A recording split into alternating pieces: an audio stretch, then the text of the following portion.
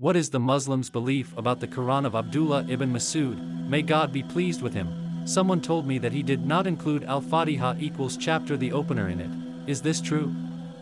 What about the Qira'ah equals recitation of Ibn Ubay, may God be pleased with him? Answer.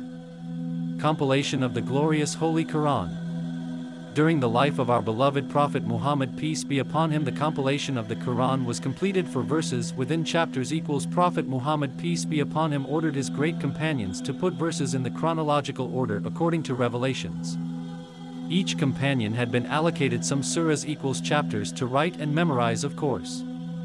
Remember, there was no electronic or digital form of recording, so as part of teamwork, each companion of the Prophet was allocated some chapters equals surahs to write down and memorize. Memorization and cross-examination with each other. Additionally, all the companions' memorization used to be cross-examined by the Prophet himself, peace be upon him. Prophet Muhammad, peace be upon him, did not put all chapters of the glorious Holy Quran in one book, Mushaf, because he was not sure until the last minute before he passed away if there is more Quran to be revealed to him or not. Obviously, by the passing of the last and final messenger and prophet, no more divine revelations are to be revealed in the world. Then when the great Caliph Abu Bakr followed, and some Hippocrates decided to fight Islam and Muslims and abstain from paying zakat which was collected by the Islamic government of Abu Bakr. He declared that they cannot be Muslims if they deny one of the main pillars of Islam and stopped paying zakat, which goes to support the Islamic army to defend Muslims and support the poor, etc. During Abu Bakr, may Allah be pleased with him, to war against those murtads, called apostates' war. During that time many of the great Hafiz from companions who have memorized the Quran died. Such death of great companions who have memorized the whole Quran made all the companions to start to worry and decided that there is a need to collect all the surahs equals chapters of the glorious Holy Quran from all the companions and put it one book. Especially that no more revelations after the passing of Prophet Muhammad, peace be upon him. Abu Bakr, may Allah be pleased with him, started the process by appointing one of the great companions, Zayd ibn Thabit, to manage group of companions. Because he memorized the whole glorious Quran and recited many times with Prophet Muhammad personally and cross-examined it, and this is the first compilation of the Quran in one book with surahs. Misunderstandings about the nature of Uthman ibn Affan compilation of the glorious Holy Quran. It is common between lots of Muslims and non-Muslims that great companion Uthman ibn Affan compiled the Quran, and this is not very accurate. In fact, he compiled the recitation of the Quran, which means due to the difference in Arabic accents, Araf, between Muslims from different Arabic tribes, they start to pronounce the words of Quran differently. Uthman ibn Affan, may Allah be pleased with him, decided at the recitation and how the reading of the Quranic words must be like the ones that were approved by the Prophet. And therefore, he approved what is agreed upon, and anyone who start to innovate in the reading of the Quran did not approve. Example.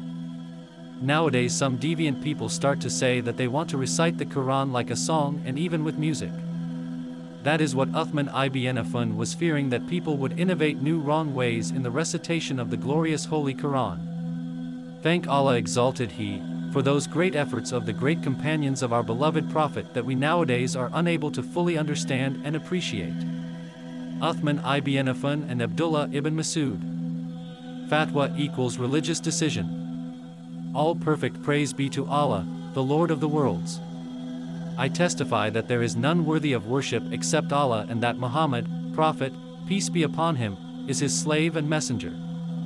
All Muslims are agreed that the Quran is what all the companions of the Prophet, peace be upon him, firmly and solely declared to be the Quran exactly as they heard it from the Prophet, peace be upon him. This happened during the era of the Caliph Uthman ibn Affan, may Allah be pleased with him. In other words, the Quran is what is contained in the Mushaf that the Caliph Uthman copied in the presence of the companions of the Prophet, peace be upon him, and dispatched it everywhere in the Muslim world at that time. Uthman, may Allah be pleased with him, gave an order to destroy all remaining unauthentic copies of the book. So, the Quran reached us through an authentic chain that is supported by impeccable evidence. There can be no doubt about it. In addition to this, the Quran cannot be considered as authentic unless the following three conditions are met. 1. It must be reported from its original source by such a large number of people who cannot be expected to agree on a lie. 2. Being in conformity in its transcription with the Othmani Mushaf. 3. Being in conformity with the well-spoken Arabic language. So, anything that is in the Mushaf of Abdullah ibn Masud and not included in Othman's Mushaf is not Quran like it was brought to us through the recurrence of unquestionable transmission. Here are examples of additions found in Abdullah's Mushaf.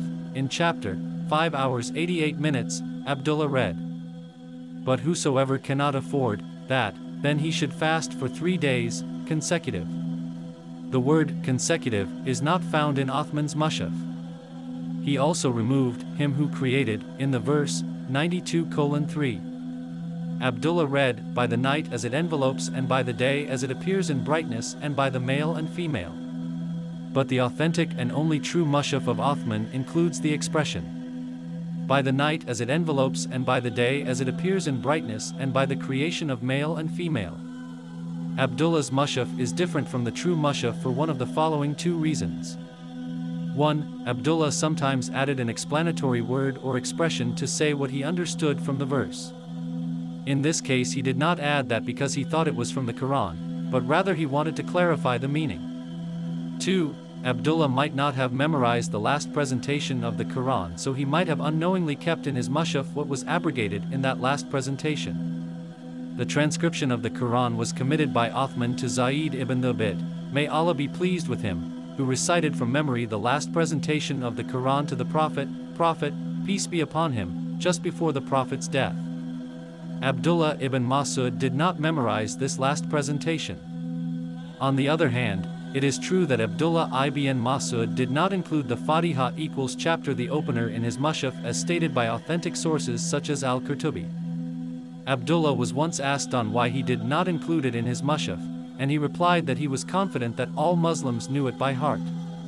As for your question about Ubay's way of reading the Quran, we would like to inform you that you are misinformed as there is no way of recitation attributed to Ubay ibn Ka'b. However, there are some words that he is said to have read in a way different from the commonly known way. So, his case is similar to that of Abdullah ibn Masud. Finally, you should know, dear brother, that the qualified investigators in this field unanimously agree that both Abdullah ibn Masud and Ubay ibn Ka'b reverted to the Othmani Mushaf. The most sound evidence for this is that most recurring transmissions of the Quran's recitation were related to these 2 eminent scholars. Also, we draw your attention that the real name of Ubay is Ubay ibn Ka'b ibn Qais al-Ansari al-Khazraji. Allah knows best.